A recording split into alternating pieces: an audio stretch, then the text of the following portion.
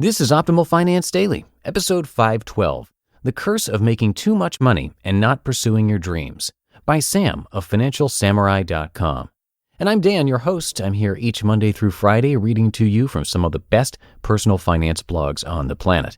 And before we get to our content today, if you've been listening for a while, you should already know that we give away books to random people on our mailing list, and that happens on the first of the month, which is coming up pretty soon. So if you want a chance to be part of that, to win a free book, make sure you join. It's totally free. Just enter your email address over at oldpodcast.com. That's oldpodcast.com. But for now, let's get right to today's post and start optimizing your life. The Curse of Making Too Much Money and Not Pursuing Your Dreams, by Sam of FinancialSamurai.com. The luckiest people on earth are perhaps those who don't make a lot of money. They've got very little downside and can really pursue their childhood dreams. Imagine if from the moment you graduated college, you landed a plum corporate job that paid just enough to keep you motivated, but not enough to enjoy your freedom. The longer you work, the more you realize that there's really no escape because there's simply too much at stake. This is the problem that plagues my friend Lyndon, the strategy consultant who makes bank. Lyndon just turned 30 and is having a midlife crisis. He's worked for 8 consecutive years at McKinsey & Company, one of the prominent management consulting firms in the world, and makes roughly $300,000 as an engagement manager. Obama says he's rich, but Lyndon isn't buying it when his 1,200 square foot, 2-bedroom apartment in New York City costs $5,000 a month. If he wanted to buy the condo, he'd have to shell out over $1.6 million. To add further injury, $300,000 is really only $180,000 or so after federal, 33%, state, 7%, and city, 4%, taxes. All Lyndon ever thinks about is being a National Geographic nature photographer. Every single vacation is planned around some remote destination that takes 2 days to reach, and therefore another 2 days to return. Yet as a consultant, Lyndon is at the mercy of his clients. Instead of traveling to Mount Kilimanjaro, he's on a plane to Minneapolis in the middle of winter. In 5 years, Lyndon knows he'll probably continue to make more money, and perhaps make millions as a partner in his 40s. But what's the point if he's not completely happy? The 65-hour work weeks and minutiae are wearing his soul thin. He wants out. Yet how does a 30-year-old who's on a straight path to make multiple 6 figures rationally decide to quit his job and try and make it as a nature photographer? No sympathy. An ant is playing the world's smallest violin somewhere underground. While millions are unemployed, Lyndon is on a path to financial freedom with one of the most prestigious companies in the world. Yet he's still unhappy. He sees the less fortunate as those in temporary dislocation. Everything to Lyndon is logical. When markets crumble, people get dislocated, but eventually get relocated when the markets rebound. Oh, how Lyndon too wishes he was dislocated. Unfortunately, nobody will give Lyndon much sympathy, except for his fellow well-to-do friends.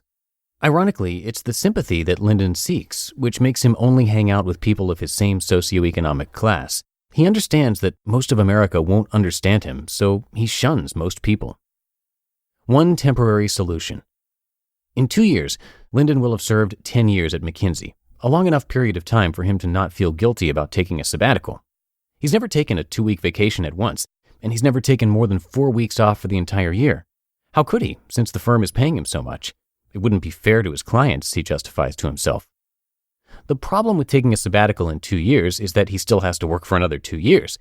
He wants to see the world now. He's restless, with unwavering confidence that he can always come back to the industry of advice and fortune.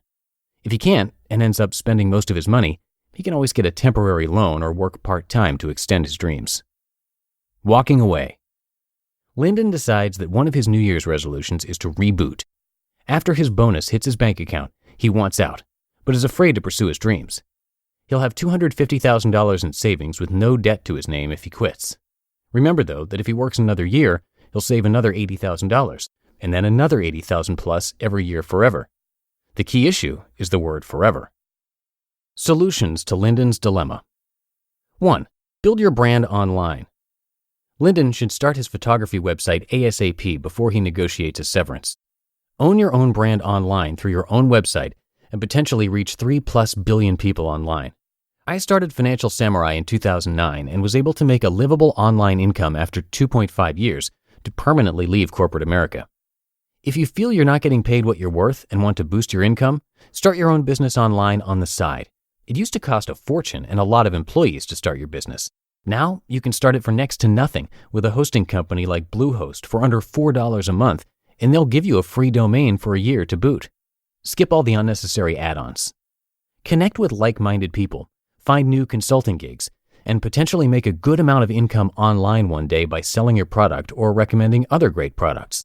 Not a day goes by where I'm not thankful for starting Financial Samurai. And 2, negotiate a severance package.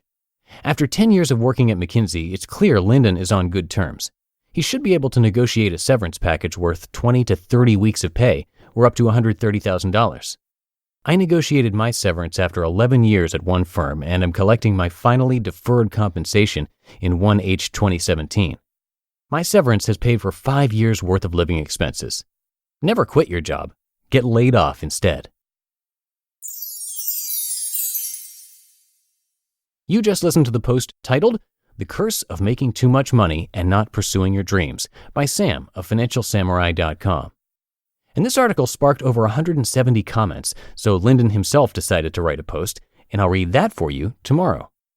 And once again, if you want to have a chance to win a book from us, make sure you're on our mailing list. You can do that over at oldpodcast.com. You'll also get some free financial spreadsheets from us, including one that shows you when you can retire, a video tutorial, a weekly email with life tips, quotes, and more. For all of that, for free, come join our weekly newsletter mailing list family over at oldpodcast.com. And that's it for today. Thanks for listening. As always, have a great rest of your day, and I'll see you in tomorrow's show, where your optimal life awaits.